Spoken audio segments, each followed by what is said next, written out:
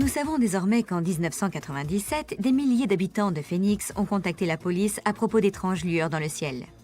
Pour répondre à leurs questions, Five Symington, le gouverneur de l'époque, a organisé une conférence de presse pendant laquelle il a tourné l'événement en dérision. And now I'll ask Officer Stein and his colleagues to escort the accused into the room so that we may all look upon the guilty party. Now, this just goes to show that you guys are entirely too serious.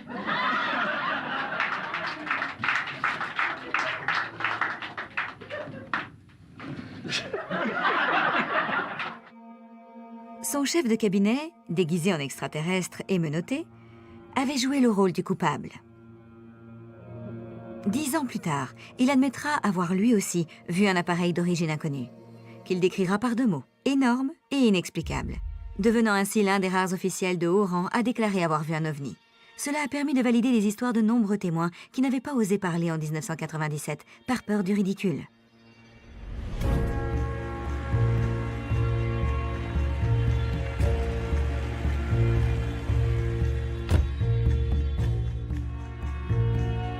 Beaucoup de témoins oculaires ne savaient pas si les lumières étaient indépendantes ou faisaient partie d'un immense vaisseau. Mais ce n'est pas le cas de David Parker, qui se trouvait pile en dessous du phénomène. C'est ici que ça s'est passé. L'autoroute était alors en construction. Ce n'était qu'une petite route de campagne. Qu'est-ce qui vous est arrivé cette nuit-là? Je rentrais à Phoenix depuis Mesa. Il n'y avait presque aucune voiture. Et quand je suis sorti de l'autoroute, pas loin d'ici, j'ai vu un boomerang gigantesque qui flottait dans le ciel et qui approchait lentement de moi.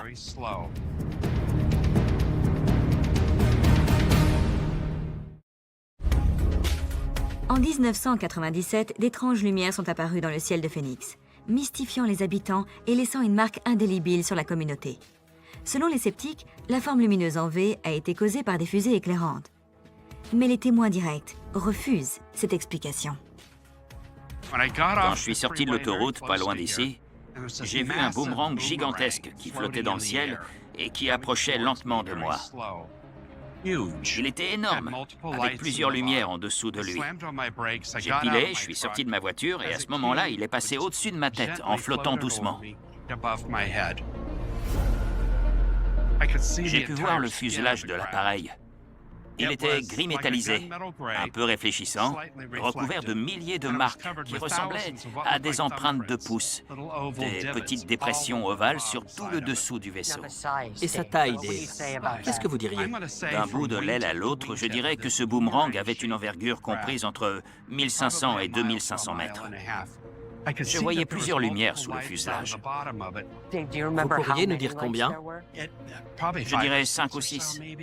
L'appareil en lui-même paraissait de construction humaine? Il ressemblait à une chose connue? Je n'avais jamais rien vu de tel. Sa taille colossale, pour commencer, et tout le temps qu'il a pris pour passer au-dessus de moi. Il ne générait aucun souffle. Il n'a pas soulevé mes cheveux. Et il ne faisait aucun bruit. Qu'est-ce qui vous a poussé à regarder par la vitre? Vous avez senti quelque chose? Vous avez vu une ombre? Non, c'était juste sa taille et son déplacement très lent. On aurait dit un énorme géant très doux. Vous en avez parlé à quelqu'un ensuite? Je suis retourné au boulot le lendemain et je n'ai parlé que de ça pendant des jours. Je n'arrêtais pas de le revoir, ça me tournait dans la tête. Un peu plus tard, le gouverneur a pris la parole pour ridiculiser tous ceux qui en parlaient. Donc je n'ai plus rien dit. Selon vous, est-il possible qu'il s'agisse d'un prototype militaire? C'était tellement gigantesque. S'il avait été plus petit, j'aurais peut-être pu m'en persuader. Mais il bouchait 70% de l'horizon. Excusez ma question, mais est-ce qu'il aurait pu s'agir d'un rêve? Je sortais du travail. J'étais au volant et il était bien trop tôt pour que je m'endorme. Et je ne bois pas. Non, j'étais bien éveillé. Vous n'aviez rien pris ce soir-là. Je suis infirmier. D'accord. Merci pour votre franchise et pour avoir accepté de nous rencontrer. C'est moi qui vous remercie. Merci beaucoup.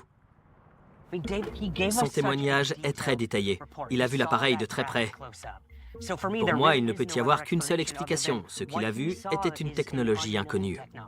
Et si on se rapporte à nos enquêtes précédentes, on dirait que cette technologie est évoquée très souvent. Tout à fait.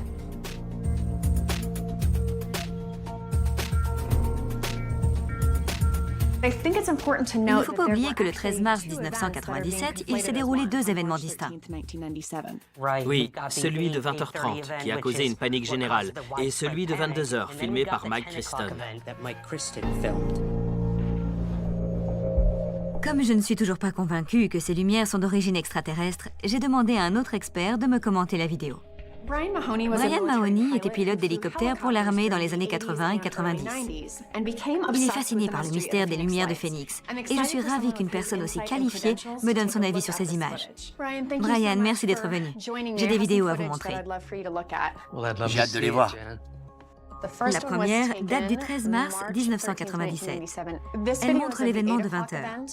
De nombreuses personnes l'ont vu et ont appelé la police parce qu'elles ne savaient pas ce qui se passait. Pour l'événement de 22h, on a plus d'images de différents points de vue, prises par plusieurs personnes, mais cette vidéo est la seule qui existe pour l'apparition de 20h. Je ne vois pas comment on pourrait prendre ça pour des fusées éclairantes. Les fusées sont asymétriques. Sous l'effet du vent, chacune prend sa propre trajectoire. Jamais elles ne restent groupées comme ça en ligne. De cet angle de vue, elles ont l'air symétriques. Vous avez autre chose? Pour 22h, nous avons plus de vidéos parce que plus de gens étaient dehors. Là, je ne vois pas le V symétrique dont parlent tous les témoins. Donc, ce sont peut-être des fusées. Elles s'éteindraient assez vite. En voilà une.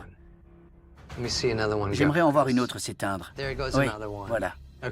Bon, ça ressemble à des fusées éclairantes, même si elles sont très loin. Voici une troisième vidéo prise en 2019. J'aimerais avoir votre opinion